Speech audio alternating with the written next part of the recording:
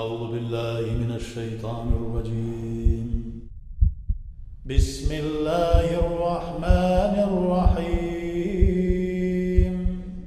الحمد لله رب العالمين الصلاة والسلام على رسول الله محمد وعلى آله وصحبه أجمعين Allah subhanahu wa ta'ala'nın bizge aytgan ayetlerinden Rahman suresi Euzu billahi mineşşeytanirracim Eş-şemsu vel kamaru bi husban Quyoshni da, oyni da biz sizga vaqtingizni bilir uchun yaratdik deydi. Vaqtingizni nechik qo'llanasiz? Dunyo turmushi, dunyodagi vaqt o'tib ketadi. Suv kabi g'ag'a. Bir to'xtovsiz o'tib ketadi. Haligina ro'za g'ayitlarida bir-birimizni qutlarga tirishib, masjidlarda jiyila olmasak da belki Allah subhanahu wa ta'ala shunday bir sinov bergan deb qutlab bir-birimizni baribir bayramni o'tkazdik, ro'zani bitirganga ko'ra. Endi alhamdulillah Qurbon vaqtlarida kelib jetdi. Qurbon g'ayitlarida ko'p qolmadi.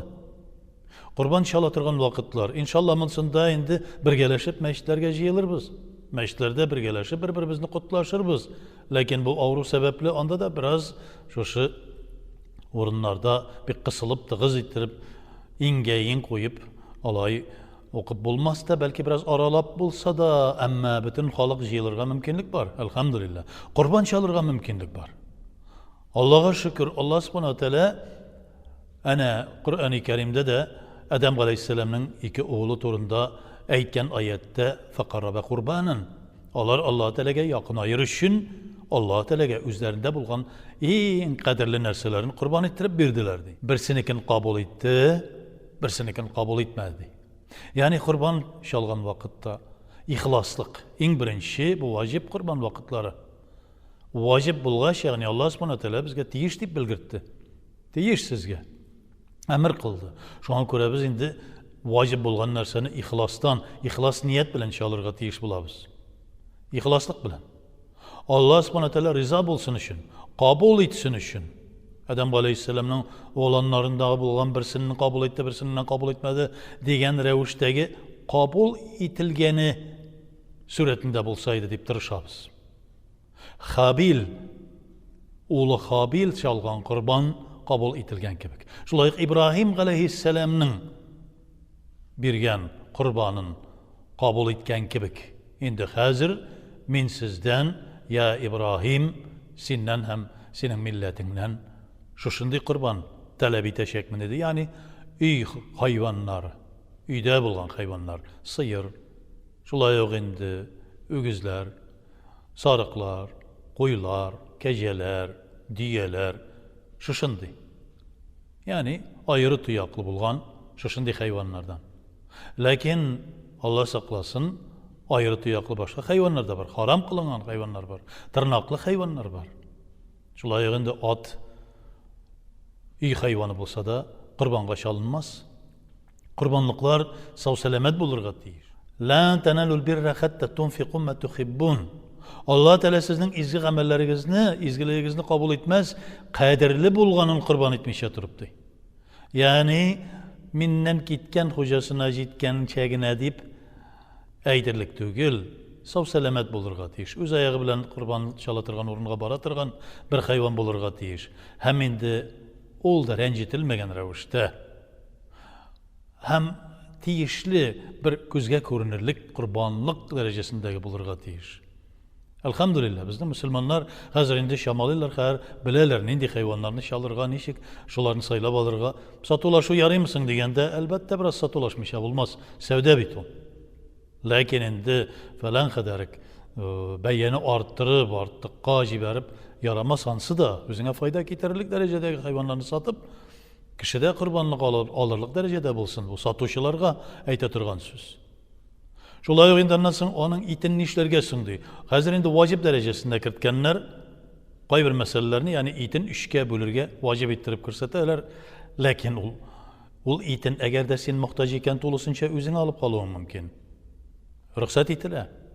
Eğer de endi senin itlerin var iken, senin muhtaç tugilsin iken bütünüsünü taratuğun da mümkün.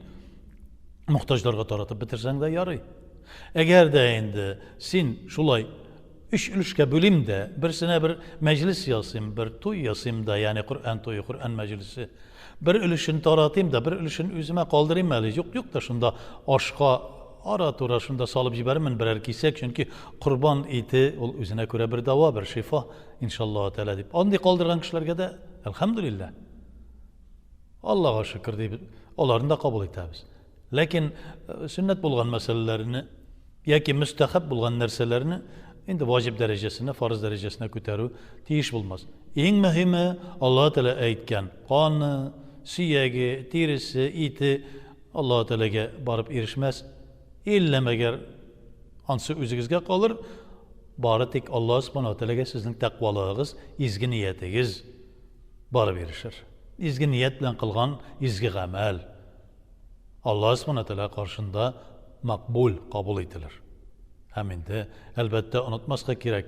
Qurban vaqtlarında, qurbanni shalgan vaqtlarda nindi ravishda shalirga tilasang da albatta ixlosdan bo'lsa mumkin. Agarda bir madrasa yoki bizning ana hozir bugungi kunda zakat fondi degan bir uyushmamiz bor. Agarda ularda biz sizning uchun chalirmiz, bizga shuni bayasini bersangiz, sizning ismingizni yozib, atingizning ismingizni yozib, kim ekanlikdan bilib turur uchun yozib bersangiz, biz o'zimizda chalirmiz degan qurbonlar albatta maqbul qurbonlar, qabul etila turgan. Sizdan berilsin, sizdan müracaat etilsin, mening ishim, mening ismimdan. Chunki men o'zim chala olmayman, yuriy olmayman, turli sabablar bilan degan vaqtda albatta bir nima qo'rqinishi yo'q. Ular çalırlar, bizning isimlerden çalırlar inşallah Teala. Medreselerde şagirdlar o'qiy, zakat fondi muhtojlarga tarata. Allohga shukr, ana uraza vaqtida, uraz oylarında ko'rdik, ko'pmi yordam etdilar. Alhamdulillah. Shunday masjidlarda da o'zlarining bir yordam eta turgan chiqanoqlari bor. Zakatlardan, fitralardan shunday yordam eta turgan. Balki masjidlarga ketirib berarlar. Balki masjidlar chalib berirlar. Onsi da bo'lur inşallah Teala. Ruxsat etilganmi? Ruxsat etilgan albatta. Eng muhimi niyat. Eng muhimi izgi amel qilarga Alloh taolo rizo bo'lsin.